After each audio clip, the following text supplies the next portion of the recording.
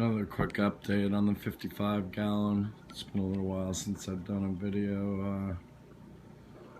I've added a few new fish here. I got this, they're all pretty small too, about 2 inches or so. Got this little Scarlet Albino Peacock here. It's looking pretty good. Just a bit of glare, sorry about that. But got a OB. Everybody get out of the way here. He's back there in the back. Other little guy. And I got this otter point here. Right there. Really got some nice fins on him. Trying to get a couple of more peacocks in here. Mixing the peacocks with the Albino. The Albino just seem to be pretty aggressive if the peacock numbers are low, so I've been adding a few. I have pretty much all of the different morphs of the zebras. I got the OB zebra here. There's a cobalt blue zebra there. Got a red top zebra here. And I got a regular red zebra here. And then I have, what is it here? Is an albino red top zebra there. Other than that, all the fish have pretty much stayed the same in this tank. They're still growing and looking good. That zebra is really the red top. He's becoming quite dominant. The tank boss is still this dragon blood here. He's probably definitely 5 inches now. He's been beaten up. I got over here my hospital tank. With this red shoulder in here.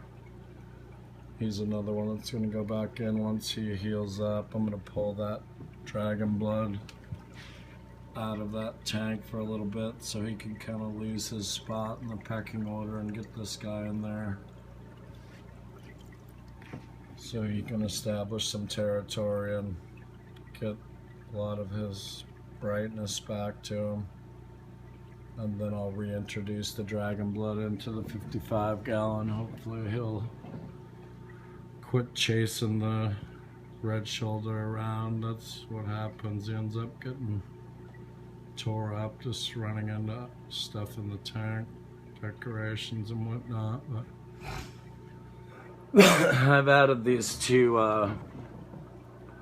they're kind of like not necessarily overflows, but pretty much just plumbing covers. I have the front side is completely blacked out to where you can't see any of the plumbing, but on the left and the right side, you can see where the bubbles are coming out. That's all open. It's just like grading, basically, to where all the flow to the filters still comes and goes through all the way top to bottom. I just thought it was a cool way to hide all of the plumbing and give it a cleaner look. But yeah, all these fish are looking great. I've changed the rocks up a little bit, adding more, and keep mixing up their aquascape. The aggression level, it seems to be the best way to control it, is just to continuously change the aquascape every once in a while, and it's been working good. Yeah, everybody's looking great in this tank. Over here to the female tank, I've gotten some new fish for it as well. This female Kenya here is new since the last video. And then I got this it's a Metroclima, I forget what the subspecies name is, but. And then I got the butterfly pleco there in the back. Those are new since the last time. And then I have a little clown pleco in here somewhere, but he's really small, probably only 2 inches.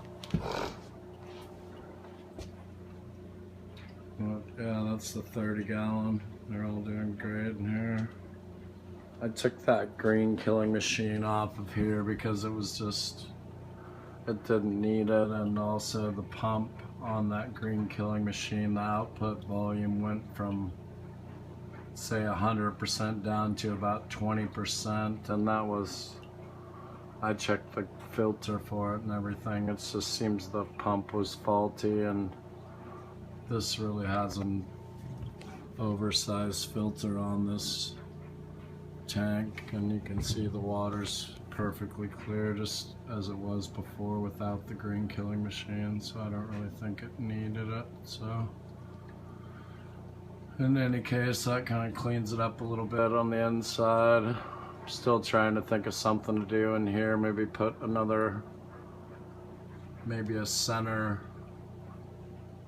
kind of flow through box similar to what I have in the corners to bunch all this plumbing together and the wave maker all in the same unit to where you won't be able to see that, but I haven't got around to that yet. There used to be quite a bit of aggression in this tank. I don't know if it was just from continually adding more and more females to it or what, but they've all mellowed out and they're all getting along good now. Hasn't been any nipped fins or anything for well over a month.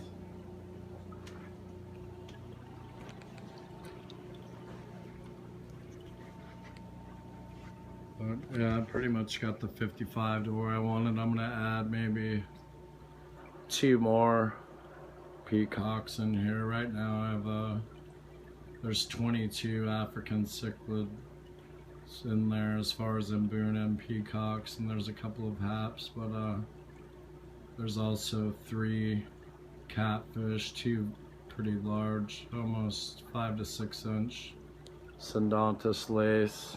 You can see one of the big males right here in the corner. But yeah, he's probably approaching 6 inches. And then there's another one in there somewhere, but I also have this Sundontus petricola. He's pretty small and he'll stay that way. He's only about 3 inches. And then there's 2 butterfly plecos in here as well.